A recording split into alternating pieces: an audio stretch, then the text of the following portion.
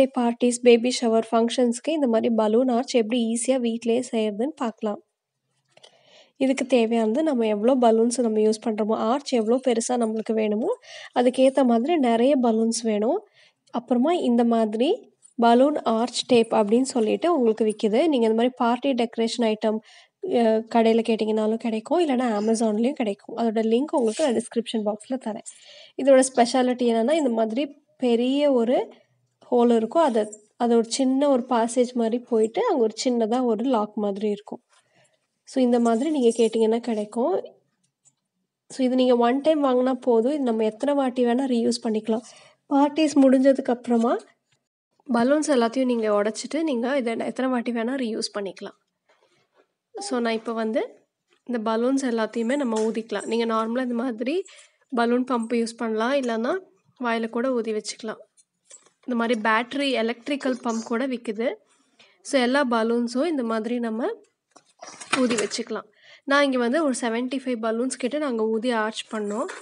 So இந்த மாதிரி balloons எல்லாம் ஊதுனதுக்கப்புறமா எப்படி நான் இந்த ஆர்ச்சில் செட் பண்ணுறதுன்னு காட்டுறேன்.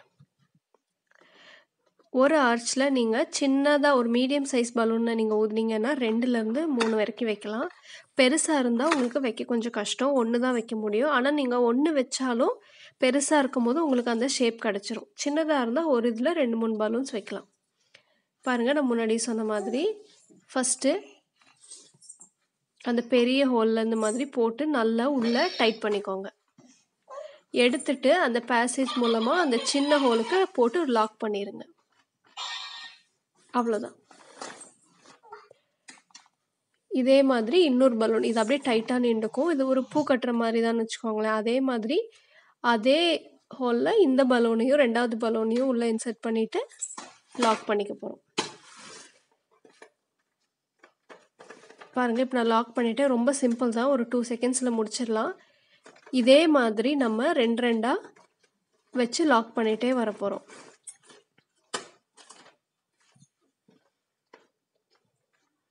இது ரொம்ப சிம்பிள். நம்ம ஜென்ரலாக பார்ட்டிஸ்க்கெல்லாம் நம்ம வெளியே டெக்கரேட்டர்ஸ் கிட்ட கொடுத்து பண்ணுற மாதிரியே நம்ம வீட்டில் ரொம்ப சிம்பிளாக டிஐவை மாதிரி வீட்லேயே நம்ம பார்ட்டி செலிப்ரேட் பண்ணுறவங்கன்னா ஈஸியாக இதை செஞ்சிடலாம். டேப்பும் பார்த்தீங்கன்னா நீங்கள் ரீயூசபிளுங்கிறனால நீங்கள் ஒரு டைம் வாங்கினா போதும். அது வந்து ஷாப்ஸை பொறுத்து 20 to 50 ருபீஸ்க்குள்ளே கிடைக்கும், மீட்டரை பொறுத்து கிடைக்கும். அமேசான்லேயும் உங்களுக்கு விற்கிது, அங்கேயும் நீங்கள் வாங்கிக்கலாம். பாருங்கள், இப்போ நான் 4 பலூன் செட் பண்ணிட்டேன் எப்படி இருக்குன்னு. அதே மாதிரி நம்ம எல்லா பலூன்ஸையும் நம்ம செட் பண்ண போகிறோம்.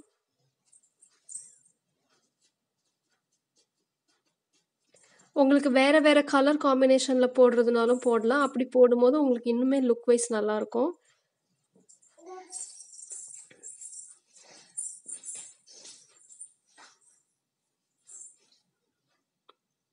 இப்போ அடுத்து 3rd பேர் வந்து நான் இன்சர்ட் பண்ணுறேன்.